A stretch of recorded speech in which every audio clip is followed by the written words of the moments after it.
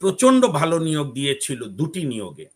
একটা হচ্ছে বাংলাদেশের প্রধান বিচারপতি ডক্টর সৈয়দ রেফাত আহমেদের নিয়োগ, আরেকটি হচ্ছে বাংলাদেশের অ্যাটর্নি জেনারেল আমাদের বন্ধুবর অত্যন্ত বলিষ্ঠ আইনজীবী, সিনিয়র আইনজীবী জনাব মোহাম্মদ আসাদুজ্জামান। তাদের সঙ্গে তাদের কাছে অনেক ধরনের লোকই আসে, আর আমরা তো একটা পর্যায়ে সাংবিধানিক আদালতে প্র্যাকটিস করছি বহু বছর ধরে। তা আমি আওয়ামী লীগের একদম নিম্ন পর্যায়ের কোনো বুদ্ধিজীবীর, কোনো কর্মীর, কোনো নেতার অনুশোচনা দেখি না। আপনি একটা ইনকাম করার ব্যবস্থা রেখেছেন, একটু সবজি ট্রাকে একটু ওজন বেড়ে গেলেই 3 গুণ দিতে হচ্ছে। আপনি তো বাণিজ্য উপদেষ্টা নিতে হবে আপনার একদম স্রেফ, যিনি বাণিজ্য খাতে অভিজ্ঞ, আবার প্রশাসনিক। যখন শেখ হাসিনা রয়ের ইনস্ট্রাকশন যে কাশ্মীরের মতো ব্ল্যাক আউট করে দিল মিডিয়া, আপনি আমার সঙ্গে যোগাযোগ করেছিলেন, সাইফুল সাগর করেছিল। আমার বাসায় তখন এত আতঙ্ক যে আমার ছেলে মেয়ে পারলে মানে আমার পা ধরে যাবো, এই 2 দিন তুমি করো না। বা মানুষের স্বপ্ন পূরণে যে হতাশা, তার আগে সাফল্য যে একেবারে নেই সেটি বলল সঠিক হবে না। প্রথমেই একটা সবাই কথা বলতে পারছে না, আমি বলছি প্রথমেই একটা বড় সাফল্য যে এই প্রথমবার বাংলাদেশের কোন সরকার মানে কদ্দূর করতে পারবে সেটা তো সময় বলবে, কিন্তু এই প্রথমবার বাংলাদেশের সরকার স্বীকার করলো যে elephant is in the room, অর্থাৎ বিচার বিভাগ ধ্বংসপ্রাপ্ত হয়েছে, সুতরাং বিচার বিভাগ সংস্কার কমিশন।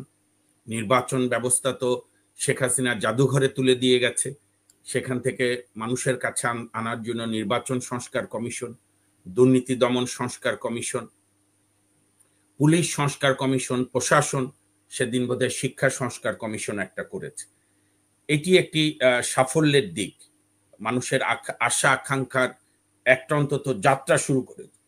আরেকটা তো ধরেন আপনার এই অনলাইন মিডিয়ায় তো মালেক ভাই, স্নিগ্ধাপা থেকে আমরা কম বেশি সবাই বলেইছি, কিন্তু বাংলাদেশের মিডিয়া, প্রধান মিডিয়া, বাংলাদেশের so called mainstream media, সেইখানে আমি ইদানিং দেখি আমাকেও ডাকে, স্নিগ্ধারি যে ওনাকে আমি কয়েকটাতে দেখেছি, কিন্তু সেইখানে হঠাৎ করে সব ভালো মানুষ হয়ে গেল কেমন করে। আমি ভিতরে খবর নেওয়ার চেষ্টা করেছি, এইখানে রাজনৈতিক সমঝোতা হয়েছে, রাজনৈতিক সমঝোতা না, আর্থিক সমঝোতা হয়েছে। ঠিক আছে, তোমরা চালাও, তোমাদের আপাতত ধরবো না। আবার এও শুনছি অনেকগুলো মিডিয়ার এডিটররা যারা ভারতে আছে, ত্রিপুরায় আছে, কলকাতায় আছে, ওখান থেকে তারা চালাচ্ছে। একটা নাম তো বলতেই পারি আমি, ইকবাল সোবান চৌধুরী, যে এত বড় মোনাফেক, সাগররুনির আন্দোলনকে বিক্রি করে সে শেখ হাসিনার সময় তথ্য উপদেষ্টা হয়েছিল মন্ত্রী মর্যাদা। সেই ইকবাল সোবান চৌধুরীকে আমরা দেখলাম অ্যাটকোর ভাইস প্রেসিডেন্ট নির্বাচিত হলো এই কয়েকদিন আগে বিনা ভোটে, এবং সেখানে আমাদের গণতান্ত্রিক অনেক দলের সাংবাদিক নেতৃবৃন্দ ছিল। এই আপোষগুলো আপনি যখন করবেন তখনই আপনি বুঝবেন যে আমরা বিপদের মধ্যে আছি। আরেকটা তো প্রচন্ড ভালো নিয়োগ দিয়েছিল দুটি নিয়োগে। একটা হচ্ছে বাংলাদেশের প্রধান বিচারপতি ডক্টর সৈয়দ রেফাত আহমেদের নিয়োগ, আরেকটি হচ্ছে বাংলাদেশের অ্যাটর্নি জেনারেল আমাদের বন্ধুবর অত্যন্ত বলিষ্ঠ আইনজীবী, সিনিয়র আইনজীবী জনাব মোহাম্মদ আসাদুজ্জামান। এবং তারা দুইজনই তাদের কার্যক্রমে অত্যন্ত সাফল্যের পরিচয় এখন পর্যন্ত দিচ্ছেন, এবং আমরা বিশ্বাস করি ওনারা দেবেন, কারণ তারা অত্যন্ত কমিটেড। সেই হিসাবে আবার 23 জন বিচারপতি নিয়োগে আমরা সবাই ধাক্কা খেলাম। আরেকটা আমাকে স্বীকার করতেই হবে, যেভাবে শেখ হাসিনা পুলিশকে ছাত্রলীগ বা যুবলীগে পরিণত করেছিল, যার ফলে জনতার ক্ষোভের রোষানলে, জনতার বুকের ভেতরে 17 বছরের পুঞ্জীভূত বেদনা, যন্ত্রণা, ঘৃণা, আপনার সন্তান হারানোর কান্না, স্বামী হারানোর কান্না, ইলিয়াস আলী ভাইদের মতো জাতীয় নেতাদের গুম হওয়ার বেদনা, বেগম জিয়াকে অন্যায়ভাবে জেলে রাখার যন্ত্রণা, জনাব তারেক রহমানকে দেশে আসতে না দেওয়া, শত শত নাগরিকদের কণ্ঠরুদ্ধ করা, যার ফলে পুলিশ যে যে যে বিক্ষোভ, যে জনরোষটা শেখ হাসিনার ফ্যামিলি, শেখ হাসিনা ভোগ করত, তো সেটা তো শেখ হাসিনা 1 তারিখ থেকে বুঝে গেছে, এখন তো সব প্রমাণ হয়ে যাচ্ছে। 1 তারিখ থেকে সে তার সমস্ত পরিবারের সদস্যদের বাইরে পাঠিয়ে দিয়েছে, নিজে আর নিজের বোন থেকেছে যে যদি পোড়ামাটি করতে পারি, টিকতে পারি, তাহলে তোমরা আবার ফিরে এসে লুট করো, আর যদি টিকতে না পারি আমার দেশ, আমি যাদের গোলাম অর্থাৎ আমার প্রভু ভারত তো রেডি আছে আমাদের দুই বোনকে নিয়ে যাবে। গত কয়েকদিন আগে একটা ইন্টারভিউতে আমাদের বাংলাদেশের প্রথম সফল প্রধানমন্ত্রী, যিনি মুক্তিযুদ্ধের অন্যতম কিংবদন্তি নেতা তাজউদ্দিন আহমেদের জ্যৈষ্ঠ কন্যা শারমিন আহমেদ বলেছে যে ঠিক 25শে মার্চে যেরকম শেখ মুজিবুর রহমান তাজউদ্দিনকে কোনো ইনস্ট্রাকশন দেয়নি, তাজউদ্দিন চিৎকার করেছে, ঝগড়াঝাটি করেছে যে সব করে আসার পর আপনি আজকে কেন এভাবে ব্যাক আউট করছেন। উনি গ্রেপ্তারের জন্য রেডি ছিলেন বা স্বেচ্ছা গ্রেপ্তার, যে তারপরে তো যুদ্ধ ইতিহাসে গেলাম না। তা আপনি এই সুযোগে আমার বলার কোনো প্রয়োজন নেই, আমি একজন সাধারণ নাগরিক, কিন্তু যারা এখনো আওয়ামী লীগ করে, আওয়ামী লীগের মধ্যে আমি কোনো অনুশোচনা দেখিনি। মালিক ভাই দেখেছেন কিনা জানি না, স্নিগ্ধা রিজওয়ানা দেখেছেন কিনা। ধরেন আমরা আইন প্রফেশনের কারণে আমাদের ল প্রফেশনটি এরকম যে সব ধরনের মানুষের সঙ্গে আমাদের ইন্টারাকশন হয়, ইভেন যারা কট্টর বিএনপি পন্থী আইনজীবী তাদের সঙ্গে, তাদের কাছে অনেক ধরনের লোকই আসে। আর আমরা তো একটা পর্যায়ে সাংবিধানিক আদালতে প্র্যাকটিস করছি বহু বছর ধরে। তা আমি আওয়ামী লীগের একদম নিম্ন পর্যায়ের কোনো বুদ্ধিজীবীর, কোনো কর্মীর, কোনো নেতার অনুশোচনা দেখি না যে তাদের নেত্রী যেভাবে তার বোনকে নিয়ে পালিয়ে গেল কাউকে না বলে। তো এখন যাই সেটা আওয়ামী লীগের ব্যাপারে আওয়ামী লীগ বুঝুক, কিন্তু জনগণ এই সরকারের কাছ থেকে আরেকটা যেটা বড় জিনিস চেয়েছিল, আমি যে কথা শেষ করছি, সেইখানে পুলিশকে মাঠে নামানো কিন্তু খুব দুরূহ কাজ। তো আমি বলবো সেদিক দিয়ে তারা চেষ্টা করেছে। সেদিন বোধহয় সমকাল না প্রথম আলোয় দেখলাম সব মিলে বোধহয় কয়েক হাজার পুলিশ কর্মকর্তা সিপাহী বদলি করেছে, যেটা আরো জরুরি, আরো বাকিদের বদলি করা। তো এখন এই এই সুযোগে পুলিশ সংস্কারগুলোরও কাজ শুরু করা দরকার। তবে আপনি যদি বলেন যে এই সরকারের 100 দিনে সবচাইতে আমরা হতাশ হয়েছি কোনটায়, সেটা হচ্ছে ফ্যাসিবাদের পুরোধা ব্যক্তিত্বদের, ফ্যাসিবাদীদের সর্বপর্যায়ে রাজনৈতিক নেতৃত্ব, সাংস্কৃতিক, শিক্ষা, ইভেন আইন অঙ্গনে, প্রশাসনে, পুলিশে, সেনাবাহিনীতে গ্রেপ্তার করা, তাদেরকে আইনের আওতায় আনা।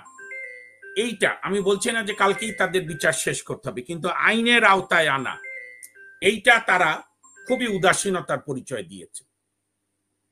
আপনি মিউট হয়ে গেছেন। আদালতের ক্ষেত্রে আপনি বলছেন যে নিয়োগগুলা ভালো হয়েছে, কিন্তু তাহলে আমাদের এই বিচারের ক্ষেত্রে দেরি কেন সেটা আমি বলছি বিচারে তো একটা তো সত্যি যে এটাও সাধুবাদ তাছাড়া আরেকটা জিনিস যে প্রশাসন থেকে যে বা বিচারের ক্ষেত্রেও আছে যে যেই আওয়ামী লীগের দোসররা ছিল এখনো রয়ে গেছে। না সেটা তো আমরা সেটা তো আমরা আন্দোলনই করছি। ইতিমধ্যে 12 জন বিচারপতি হাইকোর্ট বিভাগের ছুটিতে গেছে, আপিল বিভাগের 7 জনের মধ্যে 6 জন জনদাবির মুখে পদত্যাগ করেছে। কিন্তু এইখানেও তো আমরা আমাদের একটা বড় আইনজীবী সংগঠন বিএনপি পন্থী তাদের মধ্যে একটু আপোষকামিতা দেখলাম। আমরা যখন অন্যান্য আইনজীবীরা, সংগঠনরা হাইকোর্ট বিভাগের দলবাজ দুর্নীতিবাজদের পদত্যাগ চাইলাম, তখন তো আমাদের বিএনপি পন্থী আইনজীবী বন্ধুরা তারা সেই দাবি তো তীব্র করলো না। পরে অবশ্য আমি কৃতজ্ঞ, বিএনপির মহাসচিব জননেতা মির্জা ফখরুল ইসলাম আলমগীর সাহেব 30 জন বিচারপতির পদত্যাগ চেয়েছেন, আমরাও 30 জনের চেয়েছি। তো হ্যাঁ আমি বলছি কাজে এখানে আমাদের রাজনৈতিক নেতৃত্বরও সিদ্ধান্ত গ্রহণের ক্ষেত্রে আরো সতর্ক এবং আরো গতিশীল হওয়া দরকার। এখন এই সরকারের আরেকটি ছবি নামানোয় যতটা আগ্রহ, তার চাইতে বেশি আগ্রহ হওয়া দরকার দ্রব্যমূল্যের নিয়ন্ত্রণের জন্য মিনিমাম। আচ্ছা আমাকে একটা কথা আপনি বলেন, আওয়ামী লীগ তো পালিয়ে গেছে, ইন্ডিয়াতে বহু লোক আছে, বাকিরা গর্তের মধ্যে আছে, তাহলে বিভিন্ন পত্রিকায় যে আসছে যে মুখ বদলেছে, ব্যক্তি বদলেছে, চাঁদাবাজি চলছে, এই চাঁদাবাজদের গ্রেপ্তার করেন। এটার জন্য তো রকেট সায়েন্টিস্ট হতে হয় না। এবং আমি বিশ্বাস করি সেই চাঁদাবাজের মধ্যে যদি আমাদের গণতন্ত্রে বিশ্বাসী কোনো রাজনৈতিক দলের নেতা কর্মীও থাকে, কোনো রাজনৈতিক দল তাদের মুক্তির জন্য দাবি জানাবে না, এটা তো নিশ্চিত।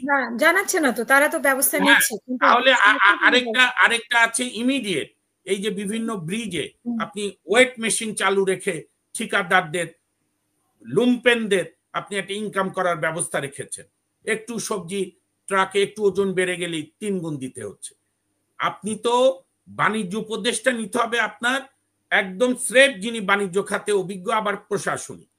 এই জন্যই সব কথার শেষ কথা হচ্ছে, এই সরকারকে যদি, আমি শেষ করছি, এই সরকারকে যদি সাফল্যে যেতে হয় তাহলে বিএনপি, জামায়াত, গণতন্ত্র মঞ্চ, হেফাজত, খেলাফত, অন্যান্য বামপন্থী দল, বিশ্ববিদ্যালয়ের শিক্ষকরা, শুধু ঢাকা বিশ্ববিদ্যালয় না, ও বাইদা বাই এই সরকারের আরেকটা ছোট রোগ হয়েছে, এটার এখন ট্রিটমেন্ট কিভাবে দেওয়া যায় আমাদের চিন্তা করতে হবে।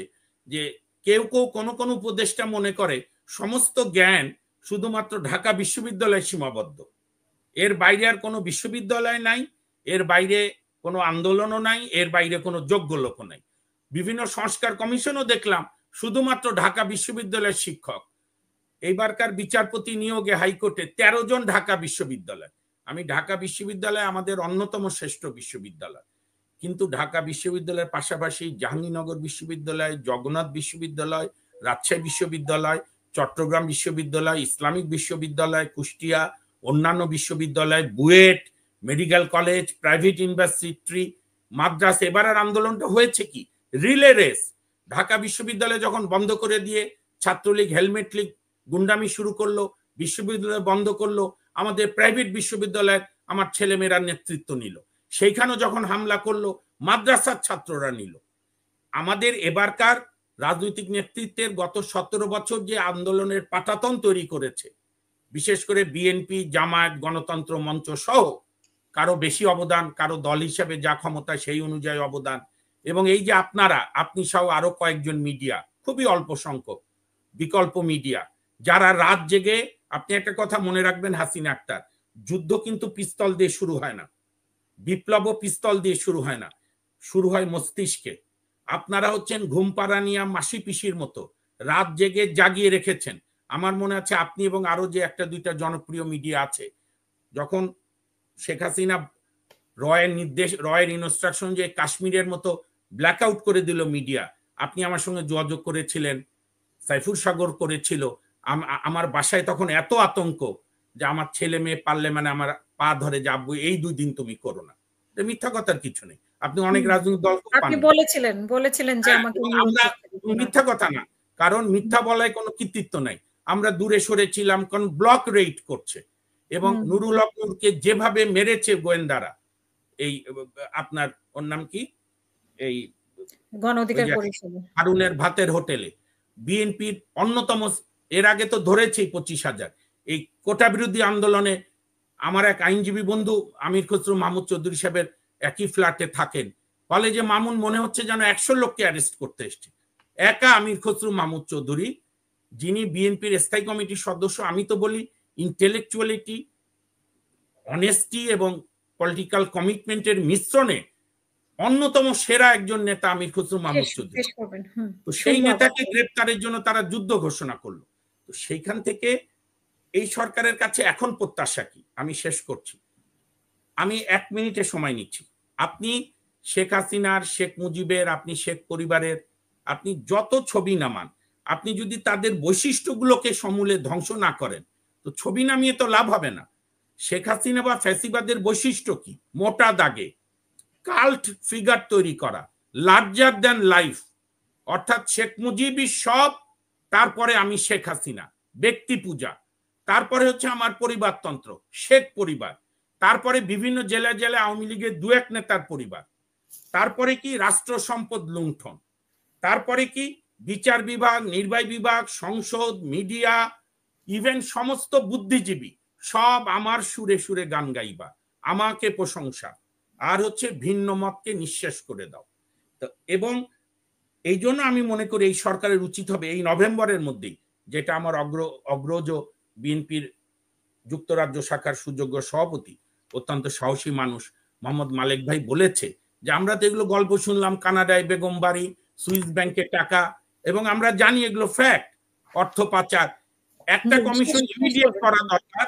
হ্যাঁ, রাষ্ট্রীয় সম্পদ লুণ্ঠন, এটার একটা কমিশন, এর বিচার হতে সময় লাগে আমরা জানি, অন্যান্য নির্বাচিত সরকার করবে, কিন্তু আপনাদের তো উচিত ছিল প্রথম 1 মাসের মধ্যেই এই কমিটিটা, এই তদন্ত কমিশনটা করে রিয়েল ফিগারগুলো চিহ্নিত করা, প্রয়োজনে আমাদের অর্থ এক্সপার্টরা আছে, এই যে মালিক ভাইদের সহজ জানেবে, প্রবাসে যারা এগুলো নিয়ে কাজ করেছে আমাদের প্রবাসীরা, তাদেরকে যুক্ত করে সারা বিশ্বে শেখ হাসিনা এবং তার ফ্যাসিস্ট দোসররা কত সম্পদ পাচার করেছে সেটার হিসাবে অসংখ্য ধন্যবাদ মামুন ভাই, আমি শুনবো।